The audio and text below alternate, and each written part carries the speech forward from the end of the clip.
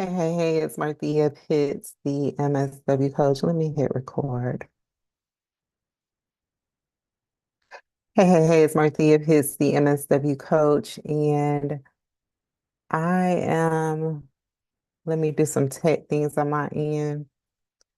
I'm going live to talk about a thing that I noticed a lot lately.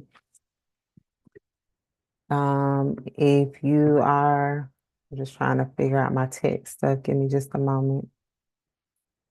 If you are watching this replay, drop in the chat.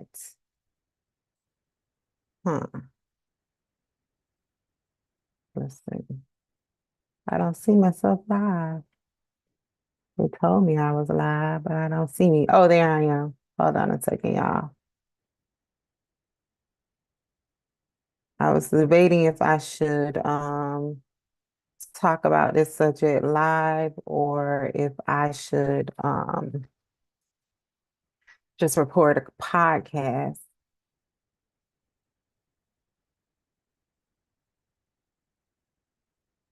but I'm going to record it live. And so what I want to talk about is exactly what the title of this video is saying. Give me a second to do some more tech stuff. What I noticed a lot is um the trend. I know it was a thing like when I was younger, but I noticed it even now more like this cycle is never going to end almost. What I notice is the trend of people, mission-driven people, social workers. I want to be very clear, like I am not talking to I'm still working out my tech. Hey Morgan, how you doing? I'm going live to record a podcast episode. So I just finished all my tech stuff. But I want to talk about how you should strategically be using your free labor to get paid mission-driven jobs, right? So I have a whole bunch of notes. I wrote them out before I got on here because I really want to talk about the theme. Because what I notice is a lot of mission-driven professionals volunteering for a multitude of different things, be it committees, be it boards, be it volunteer opportunities that are in their like community, local organizations.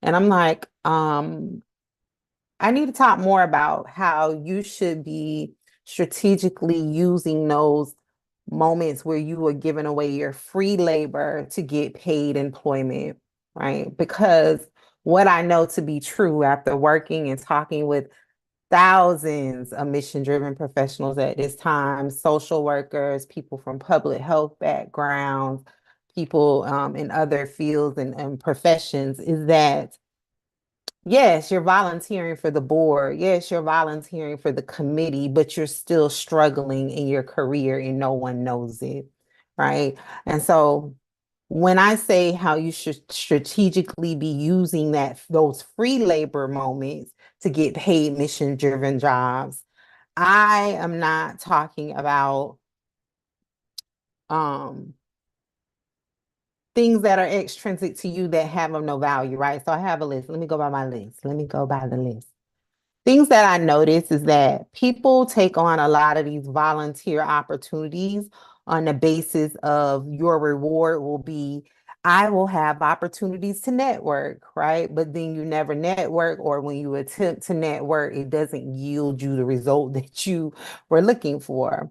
Another thing that I've know to be true when people are taking on all of these volunteer opportunities is that on a deeper level, you're just happy to be in the room, right? Especially if it's like for a committee or a board, especially if you're coming from a very frontline, front-facing, direct service type role, you're excited that you even have a seat at the table. I understand that. But again, we should be strategically looking for opportunities of how can you leverage this moment to get you a paid job where you can have more fulfillment and you can do this and get compensated for it. Right. Another thing that I notice is that people take on all of these volunteer opportunities, these moments of free labor, because on the surface, it gives you a rush to have people congratulating you for doing these big things in your career, right? So it's not uncommon, and this is why I'm having this conversation because I logged into LinkedIn several different times this week, and there are always these posts around, I am now on such and such board. I now volunteer for such and such organization. I now do blah, blah, blah, blah, blah. And I always read the post to see, is this a paid opportunity? Is it a pathway to a paid opportunity? Are you being compensated?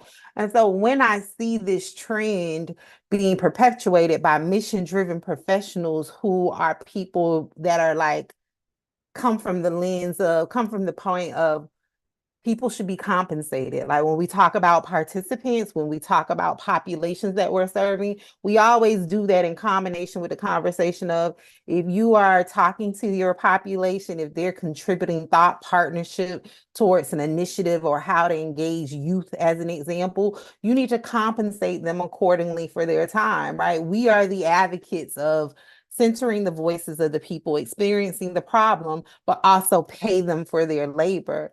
So then when did it become okay for you to give away your labor for free? Right? That I never read that anywhere in a handbook for mission-driven professionals. I've never read that in a handbook for macro social workers. And so I wanted to come on and talk about that today around, I want you all to start strategically using your free labor to get paid jobs, paid mission driven, paid macro social work jobs. I want y'all to start using these opportunities to get paid jobs because also what I know to be true is that many mission driven professionals stay in that cycle of doing all of this free labor way too long. Okay, I'll give you the first one. Okay, maybe you're like, yeah, I strategically need this to, get because I have a skills gap in my resume. I'll use this moment. But when you're doing it 2, 3, 5, 10 years, and you still are in a place in your own career where you're suffering silently, where you're burned out, where you're doing work that you don't like, or you're not being compensated well, we have to shift from the free labor because the strategy that you had going into this free labor of I'm going to volunteer for all of these things to build my resume or to network, it's not working for you. All right, so I want to give you all 3 ways to strategically start leveraging all of this free labor that y'all like to do into a paid employment opportunity. And the real impetus of this conversation today was based off of the fact that one of my micro to macro career coaching participants landed a macro job this week. And I remember specifically when I met with her last year when she was talking about coming into the program and all of the things. And she was telling me about her current job at that time was she worked in a food pantry doing work with the aging population, right? And it was more of an admin support role where she was doing like admin duties to support the rollout of this program. That's how she explained it. So when she was telling me about her work, she was talking very task-driven things. Whereas I keep food, I'm just making this up, but if I pull out my notes, I have it written down somewhere. It would be like I manage the food pantry, I coordinate menus, I do this like the logistical things. And I'm like, well, you do more there.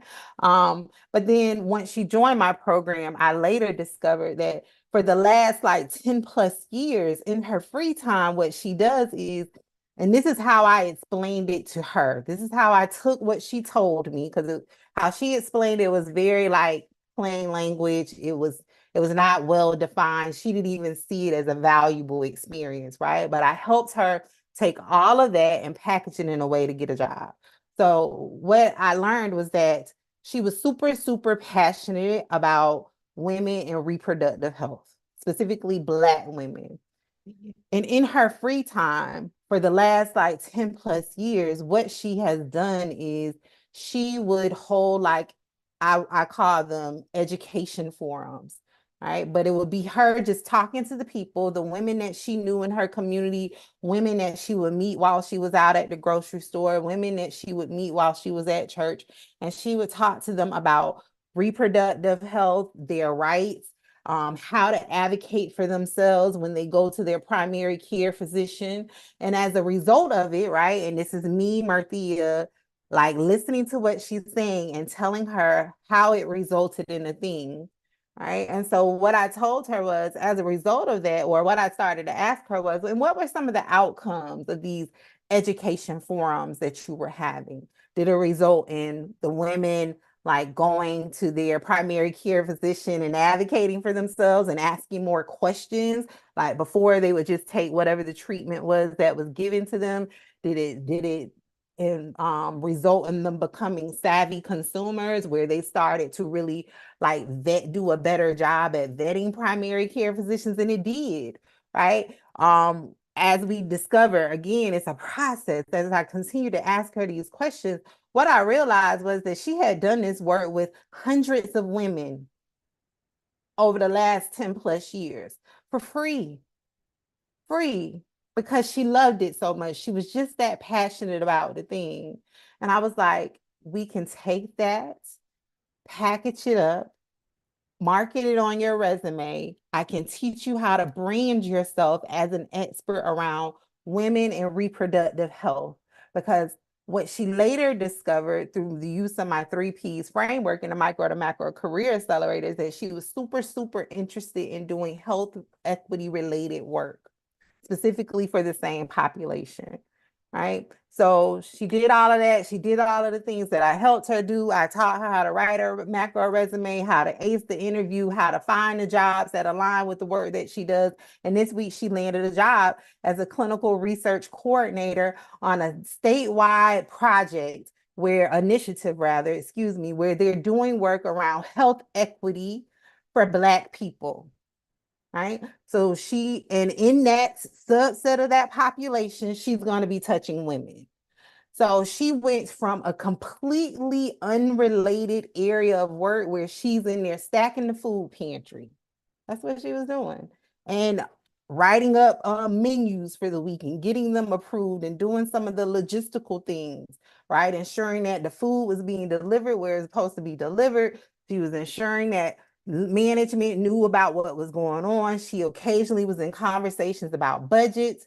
These are all things that I had to dig out of her, because she, just like you who are watching this, when you all talk about your work, you love to just talk about manage the caseload, conduct a biopsychosocial exam, right? And I say it that way so you all can understand that it's much deeper than that when you are trying to position yourself and get different jobs, right? So I say all that to say that was a win that I celebrated this week. I got another social worker out in a macro job, and this one is in health equity. I can check that off my list, because my personal goal is to get a macro social worker in every industry, every profession, working on every issue that's out there, right? So I say all that to say this: when people don't have enough career information, right? That's what I teach people. I teach people the information that they're missing, the foundational skills to identify how can I strategically use what I have to get where I really want to be. And then even more than that, I help people get clarity on what they even want to do. Because a lot of people are working jobs, mission-driven professionals are working jobs that they don't like because they didn't know that they had other options. So I say all that to say that when people are missing those critical pieces of information, those foundational skills that I teach my coaching clients, the low-hanging fruit thing to do is, I'm going to go volunteer for a committee, for a board, for a work panel. Oh, they're having a volunteer event. I'm going to go out there and volunteer. And hopefully the networking people will like read my mind that I need a better job and offer me a job. Y'all go and volunteer all of your free labor, and you don't even ask, do you have a job?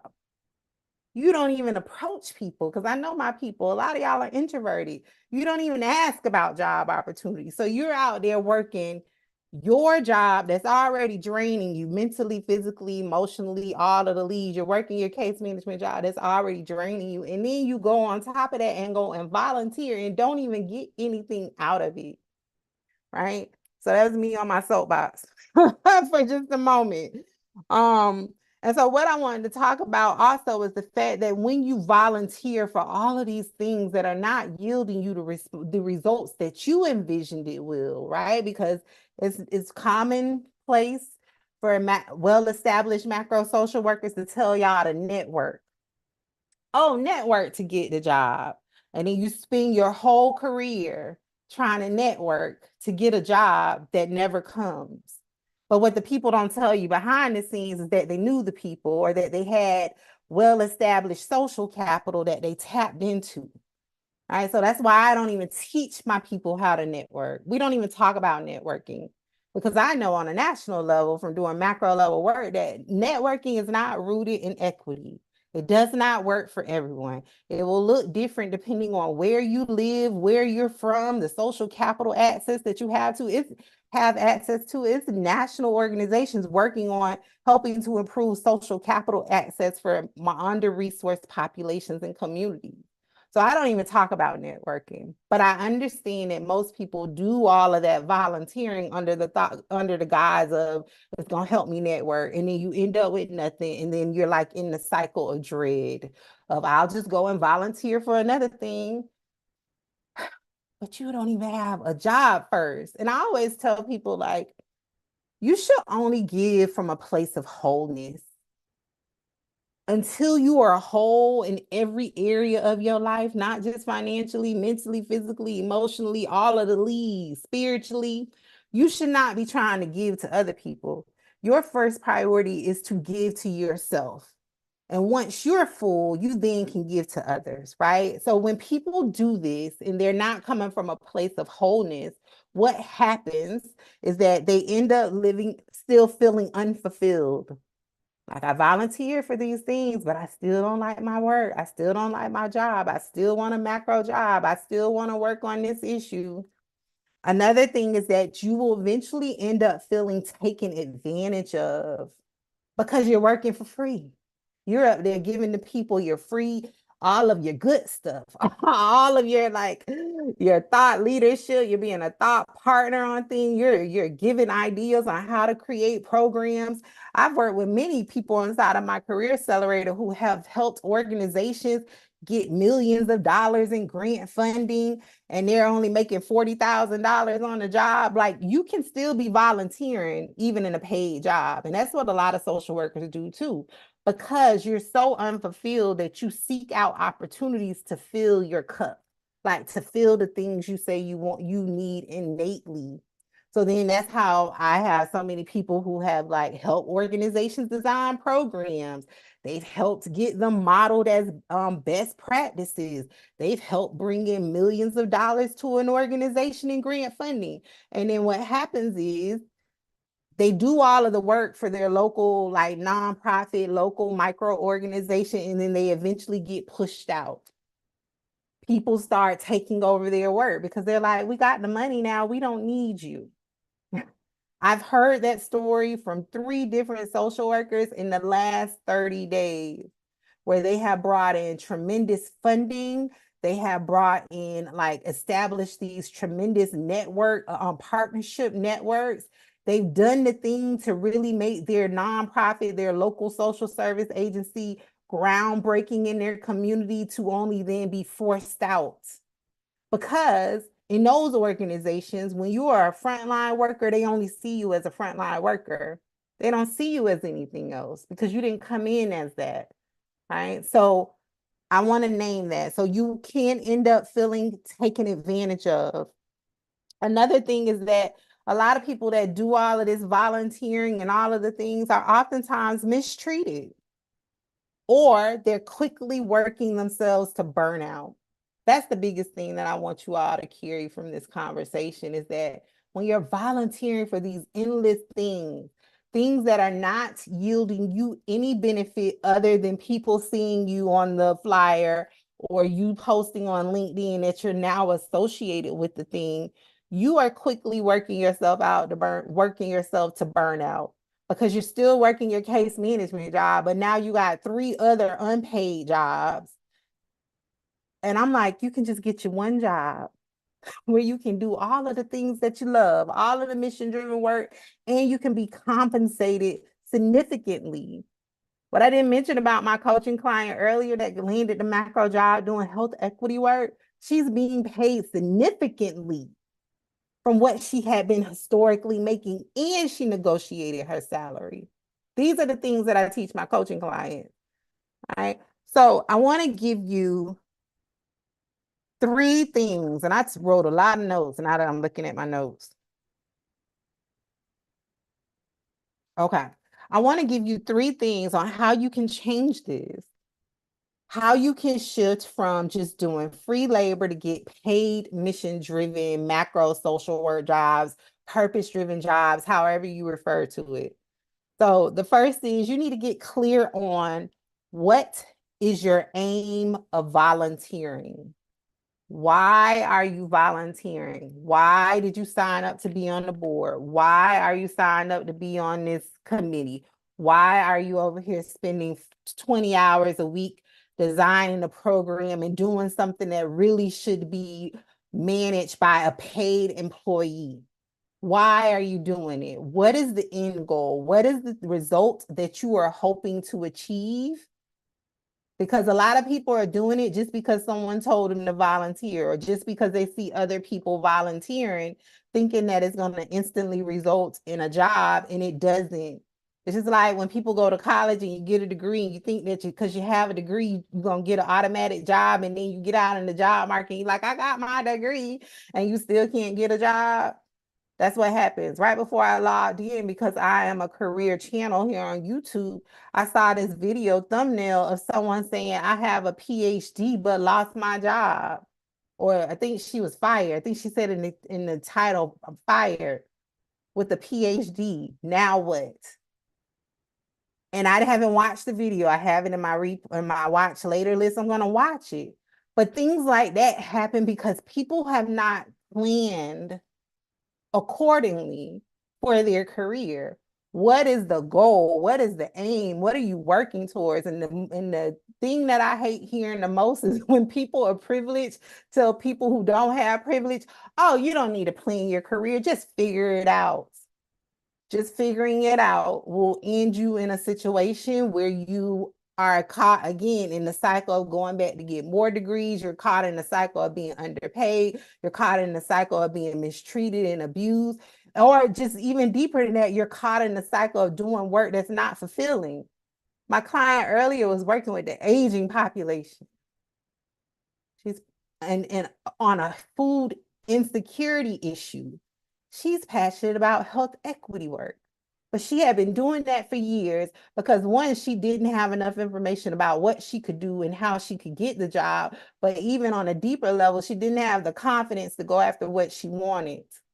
So her sending me that email and also detailing the fact that she negotiated the salary, she was telling me, look, Marthia, all of the confidence work we did together, it worked.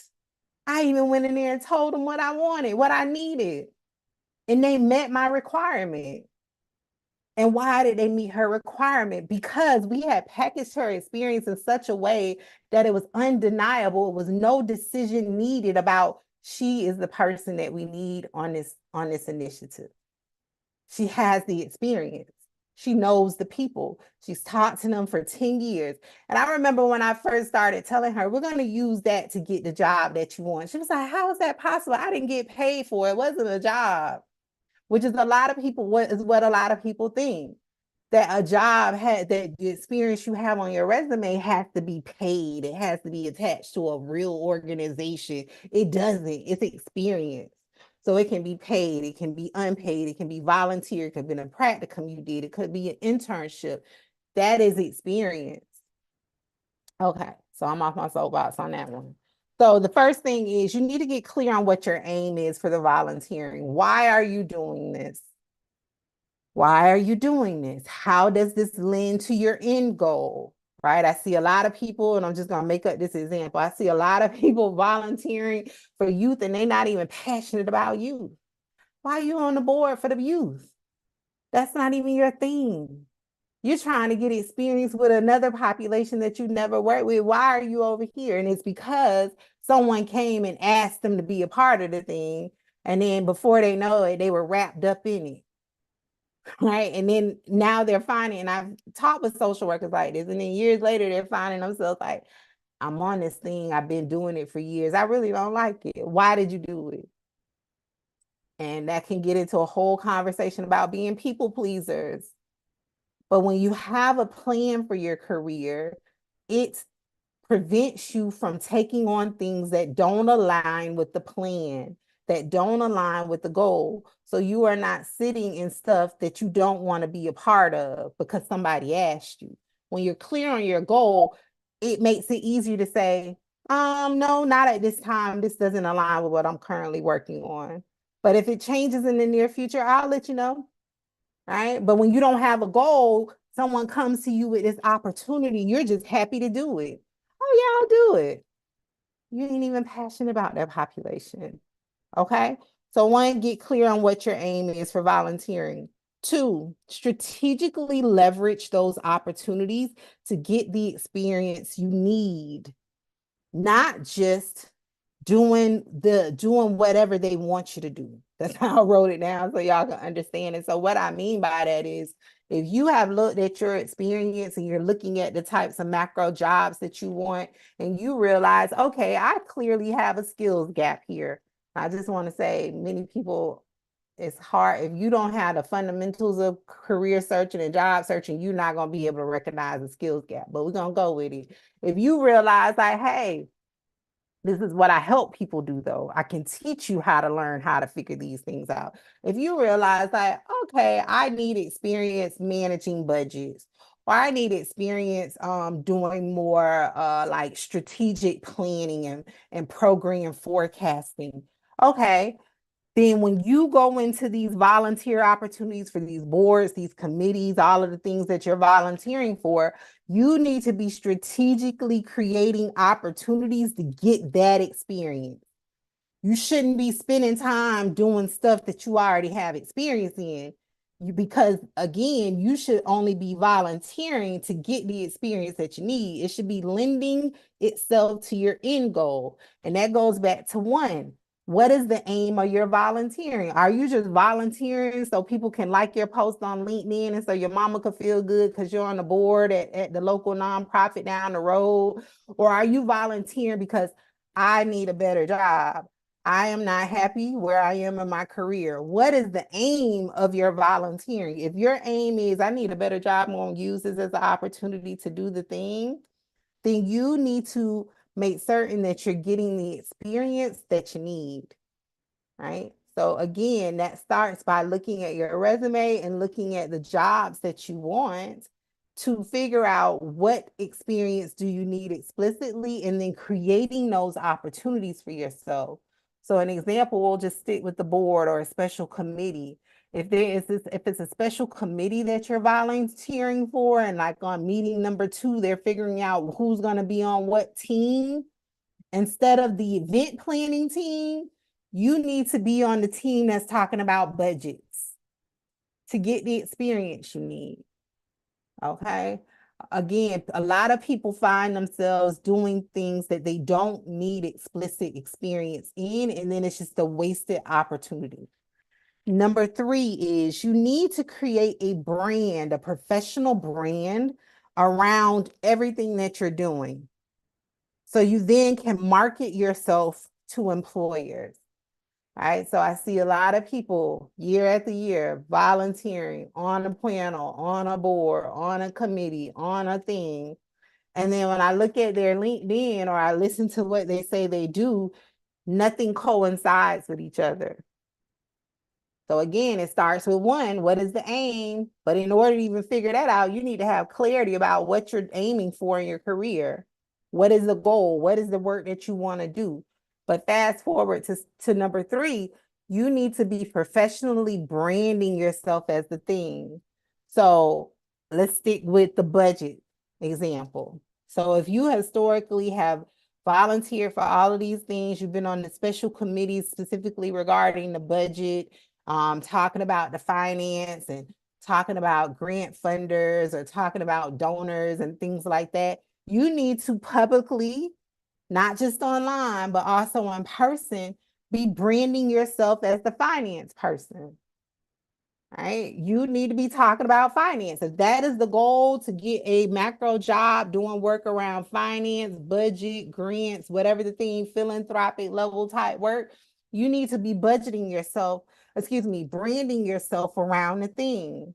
And so what that looks like is every conversation that you have with people should be geared towards budgets, financing of national programs, international programs. You should be hanging out with people in the finance philanthropic space, right? I'm just putting this together as an example. You shouldn't be hanging out with the clinical social workers. I shouldn't go to your LinkedIn page and all I see is posts about clinical social work. You should be branding yourself about finance. I have a micro to macro career coaching client, Asia. She came through my full group career coaching program. She came in super, super passionate about wanting to do work around youth and sports, specifically NCAA compliance. However, she was working with youth in a program as a case manager coming from a medical social work background where she was helping youth like persist to high school completion. I helped her, one, get clarity on what she wanted her career to look like. And then two, I helped her strategically figure out how to establish a brand around being an NCAA compliance expert for high school students. You go on her LinkedIn page, that's all you see. Every day, every time I log in, Asia is posting. That's the strategy that I taught her.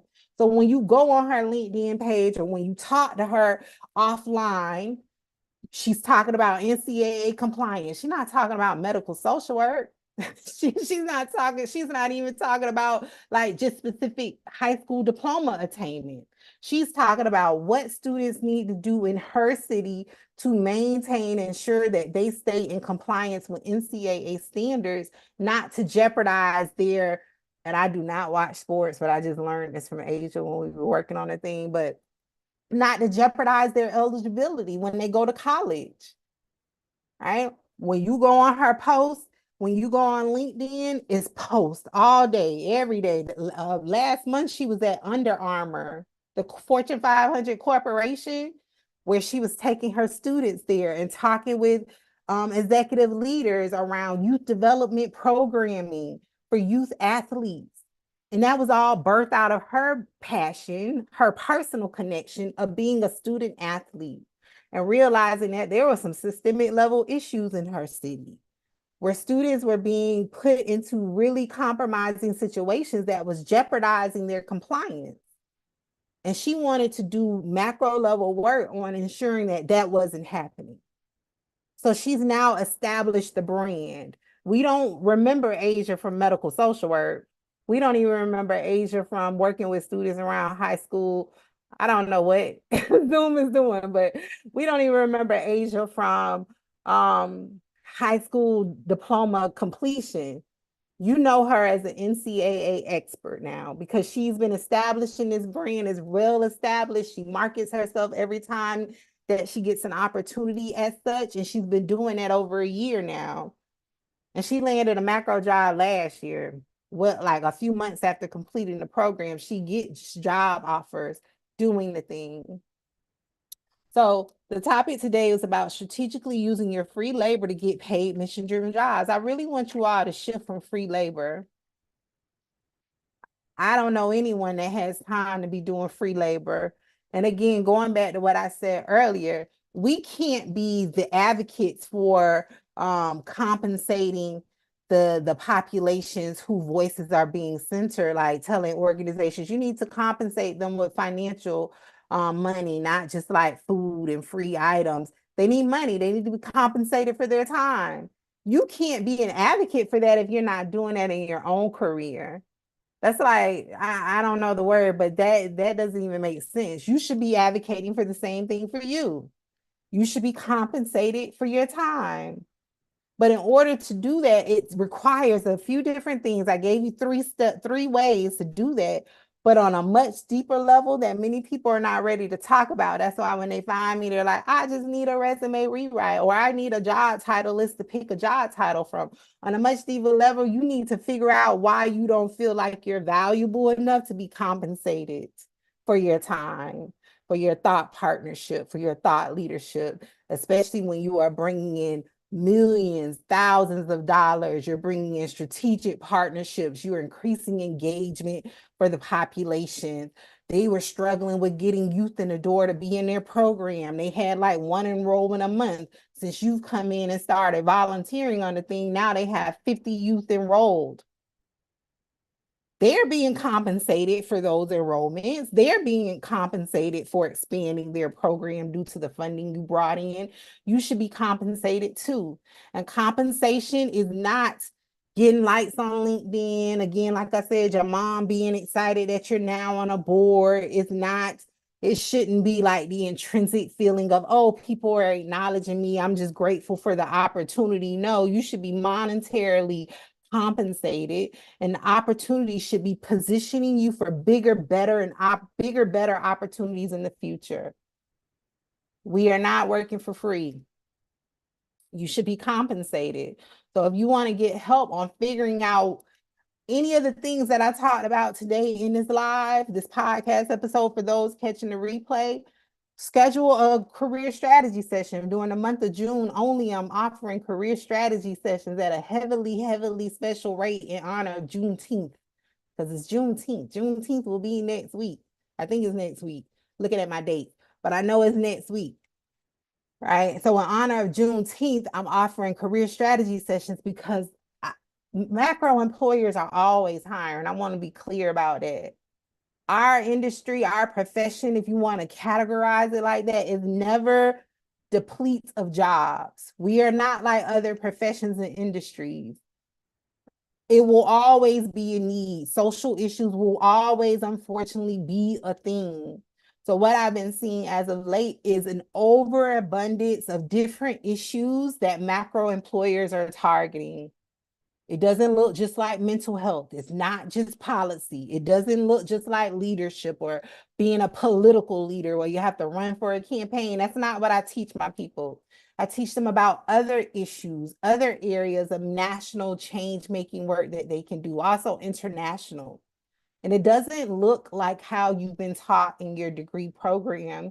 And it doesn't start by me just explaining it to you verbally. It's all developed based on what you say you want to do, based on what population you say you're passionate about, how you say you want your day-to-day work to look like. And these are all things that I help people get clarity on, so we then can create the strategy of, these are the types of jobs you should go for.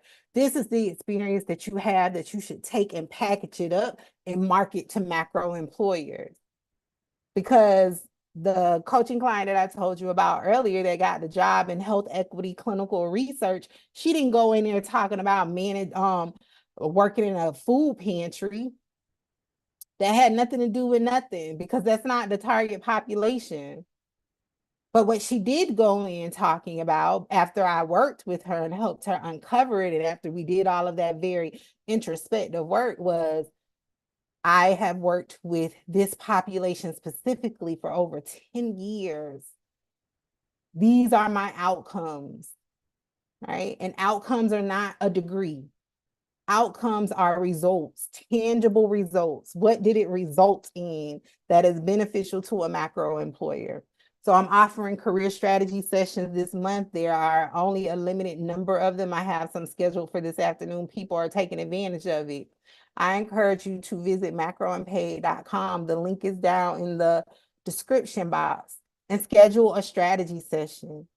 I have multiple ways that you can finance it. I actually even just wrapped up a podcast recording, and I want to release it this week, or coming up week, with Wandisha. She took advantage of the career strategy sessions when I offered them in March. And she shared with me that she got 2 macro interviews within 30 days. She got 2 macro interviews and a macro job offer within 30 days. She did the strategy session with me in March. By April, she had a job.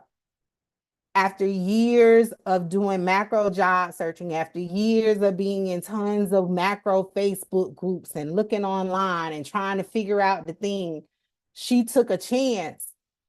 And when I say a chance, back then I wasn't offering Afterpay to finance the option. So Wandisha emails me and was like, can I do a payment plan?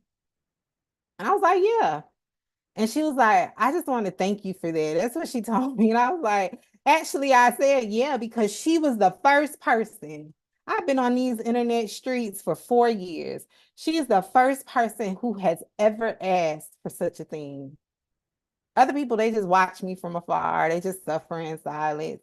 I really truly am here to help people get better paying, good quality jobs. And so when she reached out, I was like, yeah, let's do it. I want to work with more change makers. I want to help y'all get into jobs where you can impact change. I'm not doing this for fun. I'm doing it because I know that mission-driven professionals, social workers, you are the ones who really understand the depth of macro level work. And you all need to be in the rooms, right? And it's also because you all have worked with the people who experience the problem. So yes, we would like for these organizations to center the voices of those experiencing the problem, but that doesn't always happen. So the next best option, get some people who have worked with them, who know their problems intimately, who have taught with them on a very intimate level, who understand the need, but also are passionate about addressing the need. And so when she reached out, I was like, let's do it. 60 minutes. The strategy session was only 60 minutes. In 60 minutes, I gave her everything that she needed to get a job in 30 days. So just imagine, and the return on investment for that was tremendous. That was only a 3-figure investment. She has flipped that and got a job that pays her really, really well now, doing work that she always wanted to do. So if you want to work with me, this is the opportunity. Get a strategy session because I'm not going to offer them anytime soon again. But this is the opportunity. And I offer them one in celebration of Juneteenth, but also because I see so many macro employers hiring right now. They're doing work on environmental justice. I take screenshots all the time. Environmental justice, cultural arts, they're doing work on anything that you can think of, they're doing it. Science and technology.